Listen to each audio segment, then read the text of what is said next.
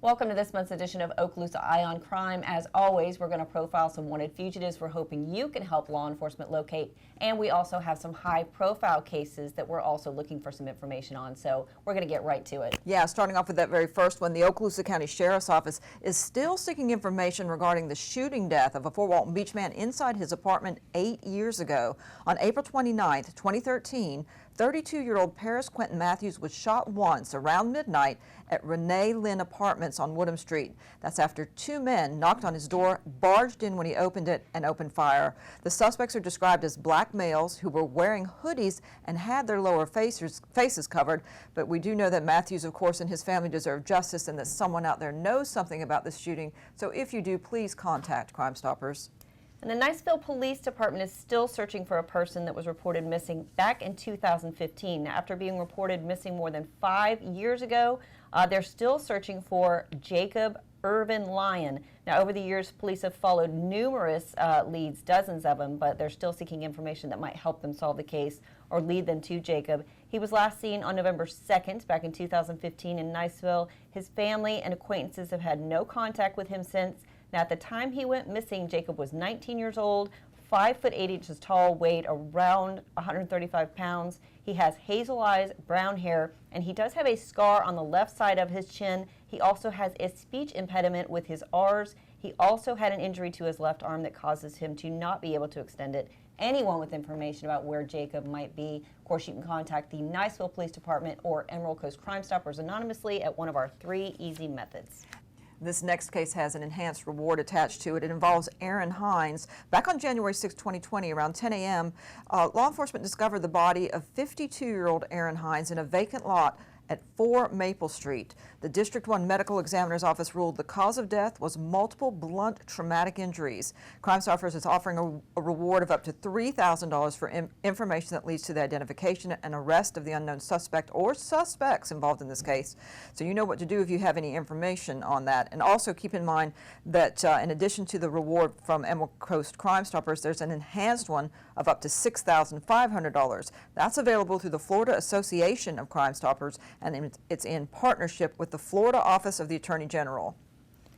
And next up, the Walton County Sheriff's Office is trying to identify this man that committed a series of vehicle burglaries in the Gold's Gym parking lot out in Miramar Beach. He smashed the driver's side window of one of the vehicles and also gained unforced entry into another vehicle. He then relocated to the CVS. They're located on Holiday Road, and used a stolen credit card belonging to one of the victims. He's described as a black male, about 5'6". He was wearing a white T-shirt with Nike printed in black. He had black shoes and black Nike shorts. Anybody with information, of course, we know those aren't the greatest photos, but hopefully maybe somebody might recognize him. You can, of course, contact Emerald Coast Crime Stoppers. This next one, the Okaloosa County Sheriff's Office is working to determine who's responsible for the fatal shooting of a Fort Walton Beach teenager the night of April 19th. Deputies were called to the area of Earl Street and Poplar Avenue around 11:30 in response to reports of gunfire, and a responding deputy spotted a car using its emergency flashers leaving the area and made a traffic stop. When he did, the teen's parents were attempting to drive the unconscious victim to the hospital, and deputies began aid until EMS arrived, but the victim, who had a gunshot wound to the chest, was taken to the hospital where he was pronounced dead shortly before midnight. He's identified as 15-year-old Quoley Jackson of Earl Street, and investigators are asking anyone with information about his shooting to please contact the Sheriff's Office or Emerald Coast Crime Stoppers. And next up, the Okaloosa County Sheriff's Office is seeking information at a shooting that left a Crestview man dead during the early morning hours on May 21st outside the Coyote Ugly nightclub on Harbor Boulevard over in Destin. The deputies responded about 3:30 a.m., discovered 2 victims with gunshot wounds. A 26-year-old Jose Morejon died at the scene. A second victim was transported to a local hospital with non-life-threatening injuries. Now, the OCSO has located one of the vehicles that witnesses said fled the scene, and the owner says he was not using the morning of the shooting. They have talked to the 2 individuals that were in the vehicle who provided some details, but investigators believe, based on witness interviews, that the occupants of 2 other vehicles that you can see in this video, a convertible and a large SUV, may also have pertinent information that might help them. Now, both vehicles are seen in the video traveling eastbound on Highway 98. Following the shooting. There's also additional video showing people around 2 cars a greater distance from the scene, but who may be able to provide some leads in this case as well. So, of course, investigators would like to locate and talk to all of these individuals, see if they could provide any information. Of course, as always, you can contact the Sheriff's Office or Emerald Coast Crime Stoppers.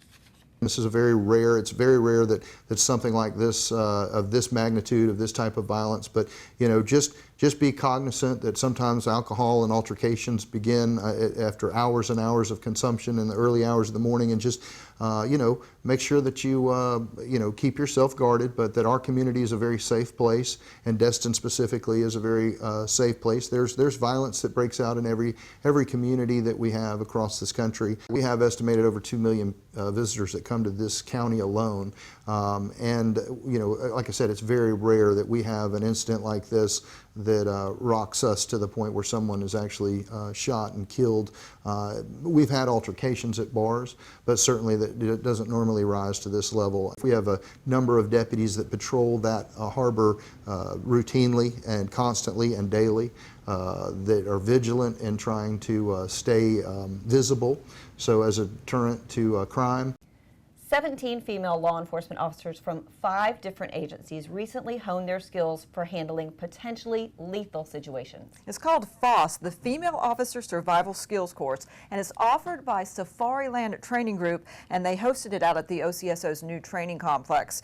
The deputies and officers focused on firearm skills and defensive tactics.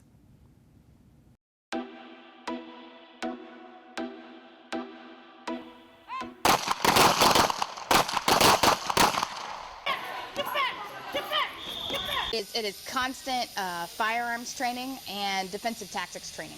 So what we're doing is that we're learning how to manipulate the firearm and learn how to do it the appropriate way based off of our personal physiques, our own strengths, our own abilities, the things that we can actually do for ourselves. And she slows it down in real time just for us. And she personalizes everything for us so that my firearms gets better, your defensive tactics get better, everything is 100 times better.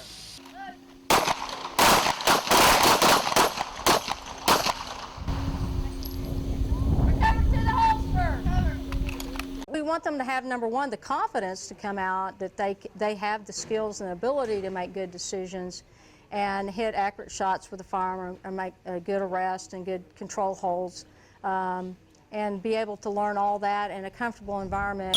Keep going with your elbows, keep going with your elbows. There you go. I can tell you in 3 days already, I've learned so much that I'm able to pass along to other squad mates, even men, and future trainees and stuff that's going to be able to possibly save somebody's life one day on the street. At prior military, I've been with this agency for almost 5 years, and this is the best training I've ever had. I don't know if it's that girl power mentality, but we have bonded and made it a stronger learning environment. We have inspired a lot of girls to become firearms instructors and defensive tactics instructors and step up in their departments and become leaders in their own department. Now it's time to go down our first list of fugitives. We do want to remind you they are wanted as of today's taping date, which is May 27th, 2021. And first up is a new face to the show, 21-year-old Malik Naquan Humphreys. He's being sought for lewd and lascivious molestation. Also looking for Shay Edward Adams, who's 26 years old, and he's wanted for VOP for possession of a controlled substance as well as misdemeanor failure to appear. He was last known to live on Thomas Street in Niceville. Some good news, we have located Gage Tyler Godwin since the last show. Still trying to track down information, though, on Tanya Denise Curry. She's wanted for sale of cocaine, and last known address was Colonial Drive in Fort Walton Beach. 27-year-old Brennan Shane Dickinson is being sought for burglary, criminal mischief, grand theft of a firearm, as well as dealing in stolen property. Donald Joe Mitchell's last known address was in Navarre. He's wanted for DUI and driving with a suspended or revoked license. Another edition of this month's show is Dennis Dracal Henderson. He's 41. He's wanted for failure to appear for resisting arrest without violence, possession of a controlled substance, as well as possession of marijuana, last known to live on Catherine Street in Fort Walton Beach. Happy to say, though, that John Arthur McCarthy has been located since our last show. But we're still looking for 50-year-old Tad Keith Bowers. He's being sought for violation of probation on the original charge of child neglect. The Walton County Sheriff's Office is looking for Robert Wayne Maxwell. Maxwell's wanted for threats, extortion, and cyber stalking. His last known address was in Pensacola. Next up is 39-year-old Tiffany Nicole Key, and she is wanted for larceny. Chelsea Ann Summers is wanted for failure to appear for possession of a controlled substance as well as possession of narcotics equipment, last known to live on 3rd Avenue in Destin. Anthony Michael Fraudley, last known to live over in Fort Walton Beach, he is wanted for violation of probation for grand theft, trafficking in stolen property, and providing false information to a pawnbroker. Unfortunately, we don't have a photo for Brandon Dalton West at this time, but he is wanted for sexual assault. If you know where 29-year-old Elisa Victoria Hibberts is, give us a call. She's wanted for violation of probation for child neglect and possession of cocaine, last known to live over in Pensacola. Another violation of probation charge, this one for possession of methamphetamine. It's Cheyenne Lee Gentry, last known to live on Oak Terrace Drive in Crestview. Another one with a last known address in Pensacola, and that's 62-year-old James Clinton Brinkley Jr., and he's wanted for violation of probation for battery. Sean Michael Riley is wanted for multiple felony failure to appear warrants, including one on burglary, last known address 26th Street in Niceville. And deputies are still searching for 35-year-old Joseph Lee Fairchild for a violation of probation for aggravated assault. We need you to contact Emerald Coast Crime Stoppers if you know where to find Ramisha Rebecca Hatcher. Hatcher's wanted for VOP for grand theft. Next up is David Allen Bobbitt. He's 44 years old, and he's being sought for fraud. Regina Lynn Daniels is 42, wanted for VOP for possession of methamphetamine, last known to live on Hudson Drive in Crestview. Another new face is 33-year-old John Patrick Sinke, and he's got active warrants for failure to register as a sexual offender, last known to live on Vita Lane in Fort Walton Beach. Clayton McCree Copeland's wanted for VOP for providing false information to a pawnbroker, as well as grand theft of a motor vehicle. Wrapping up our first list is Jerry Daniel Beaver. He's 53, and he's wanted for violation of probation for possession of methamphetamine, as well as driving while license suspended or revoked, last known to live on Boyce Drive in Shalimar. Now, last September, we put together a video on a new 911 pilot program that lets callers send videos, photos, and recordings directly to dispatchers in our communications unit via their cell phones. Now, at this point, telecommunicators say the innovative program is a boost to public and officer safety, as well as for evidentiary purposes.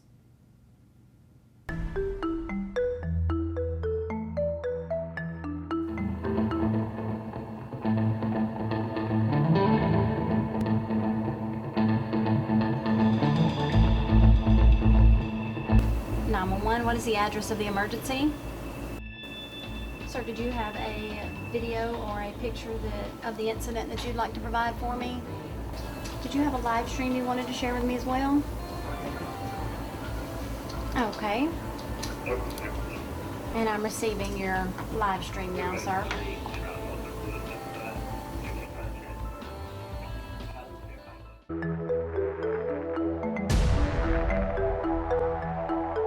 Right now, we're still funneling them to Motorola.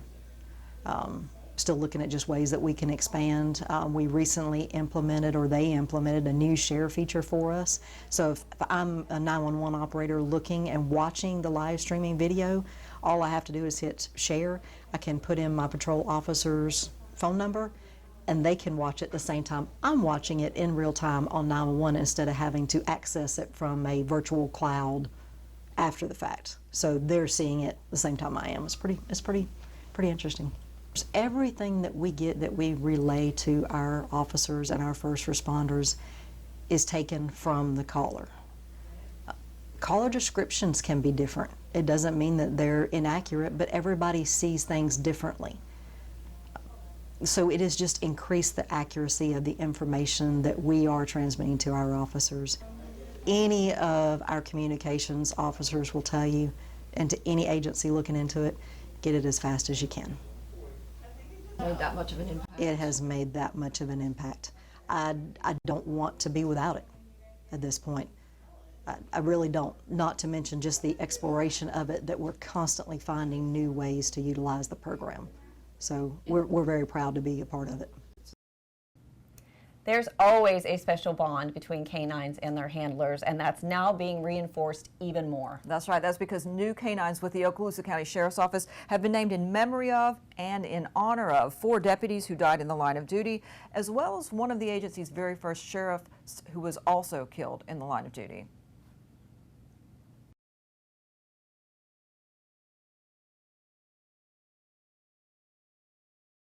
So last year, due to some legislation changes involving marijuana, we were forced to retire about 7 of our dogs out of our unit last year. Some of these were early retirements for most of the dogs. All the dogs ultimately got to go home with their handlers, where they're living their retired life and happy right now. But that gave us an opportunity to bring in 7 brand new dogs, and to honor some of our fallen brothers, we named some of these dogs after the fallen officers. They started training last year around January is when we got the first couple. Bruno and Figment were the first 2 that we trained. They went through a full school towards the end of their school. Canine Merlin came in, we got him trained. They all 3 certified together, and they were on the road. Skip and Bert were the next 2, and then lastly was Forge. He's named after Sheriff Summerlin, who was killed in the line of duty while transporting a psych ward patient. Unfortunately, the vehicle was struck by a train back in the day, so he's named after Summerlin for that. It's very honoring, to know that he's named after someone and that I can hopefully do something good by training him and us working the road, and we carry that deputy's name, that sheriff's name on, and kind of support his family in that way as well by keeping his name going. The thing that people know about Bill here at the Sheriff's Office is he used to love to take his daughter to Disney, or I'm sorry, his granddaughter. When it came down to naming the dog, the Sheriff's Office got with the family and the granddaughter. Figment's actually a Disney character down there. I believe it's at the Epcot portion of Disney. And she wanted to name it after that. It's a dragon down there at Disney. She wanted to name him after that, so that's what we went with.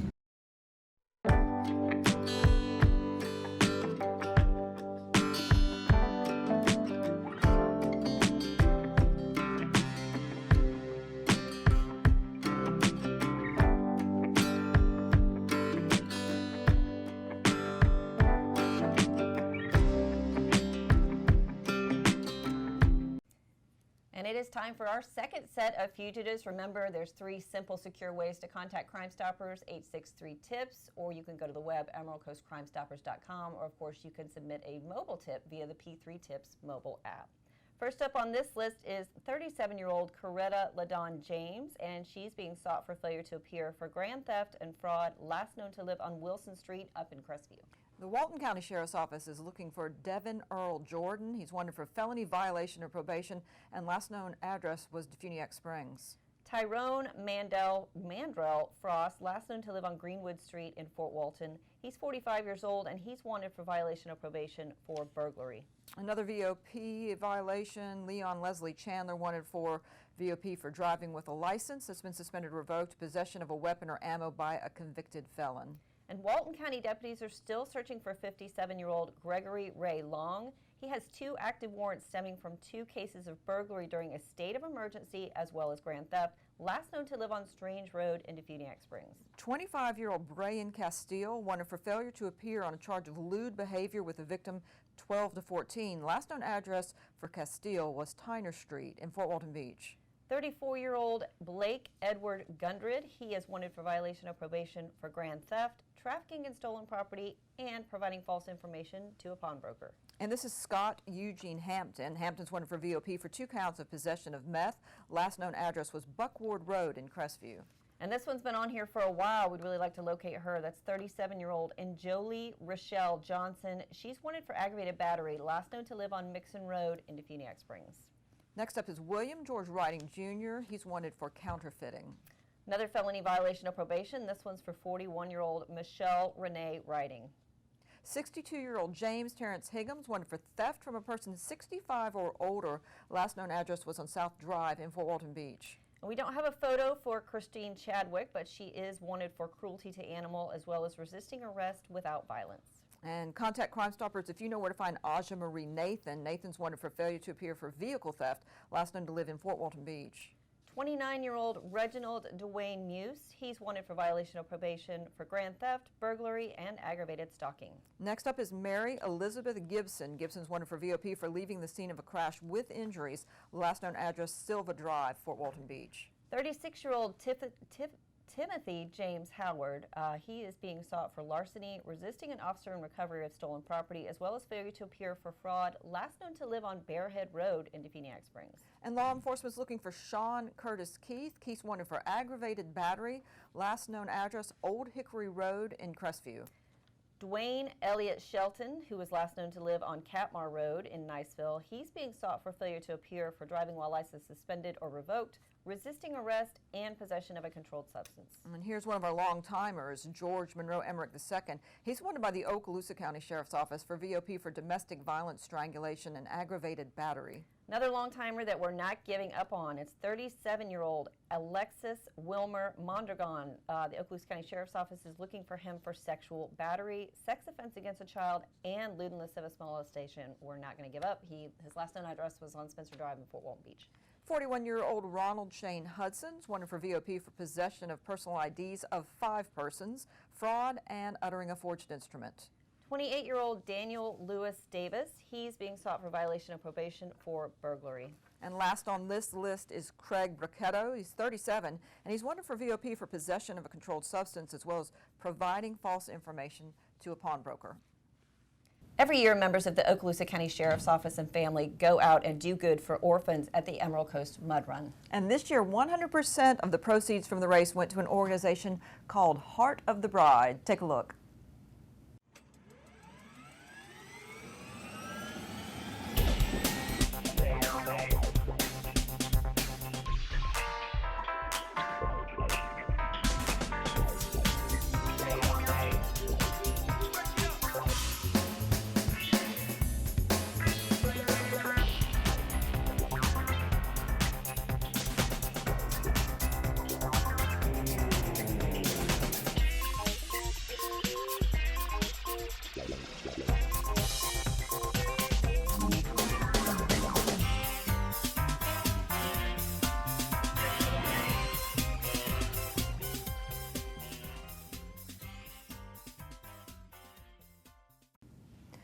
Up next on our list of fugitives, we've got Roderick James Rutterson Jr. He's 40 years old and wanted for possession of synthetic narcotics within 1,000 feet of a school, as well as failure to appear on a charge of driving with his license suspended or revoked. Rutterson's last known address was on Mooney Road in Fort Walton Beach. 33-year-old Samuel Edward Thomas III still has outstanding warrants for violation of probation on the original charges of providing false information to a pawnbroker, false imprisonment, as well as grand theft, last known to live in Shalimar.